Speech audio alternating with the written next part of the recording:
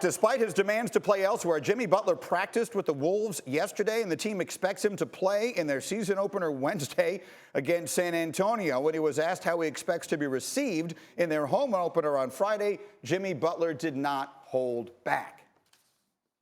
Are you expecting any kind of negative reactions if you were to hit the floor here? Sure. Yeah. Go ahead, boo me. Yeah. It ain't gonna change the way that I play. That's gonna make me smile more. So please, come on with it. All right, so again, I mean, the basketball season starts tomorrow night, and the Jimmy Butler story sort of sitting on top of all of this. What did you make of that? I'm not surprised by how he handled it. He's going to be pleasantly surprised by how the fans handle it, and here's what I mean. They're going to boo him when his name is announced, but guess what they're going to do when he gets a block, when he gets a steal, when he's competitive as he normally is out there on the basketball floor? They're going to cheer for him. And like Andrew Wiggins said, when the game starts, that's a guy you want on your squad. So ultimately, he will be traded because the owner said that he will be, but you can't do it until he plays back his value. It's worth asking this because the Western Conference is so loaded. That's a team that was 8th last year, but the distance between 8 and 3 was basically a splitting hairs.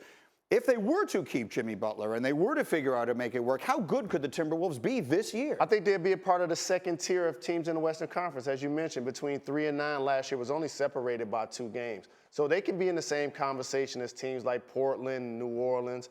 I see them amongst that group of teams. They're not clearly on the Golden State Warriors, Houston Rocket type level. Right underneath that, I have Utah and Los Angeles Lakers, along with the Oklahoma City Thunder once Russell Westbrook returned. But other than that, they're definitely a legitimate playoff team. I'll tell you right now, I mean, they have 2 max players plus Jimmy Butler who'll be playing mad and playing fired up and playing with a reason, with a chip on his shoulder. And Wiggins should get better and Towns should get better. I don't see any reason why once you get past that absolute elite level, which to me is just one team, and that's Golden State, the Timberwolves should be that good. They should be that good, Greeny, and they will be that good. And that's why Tom Thibodeau isn't going to do a knee-jerk move to trade Jimmy Butler, because he understands what you know. Exactly right, because the moment that they trade him, they aren't that good, and that, to me, is why I don't understand it at all. The owner, I think, is getting this completely wrong. They don't have to trade him, and unless someone offers them something spectacular, I don't think they should.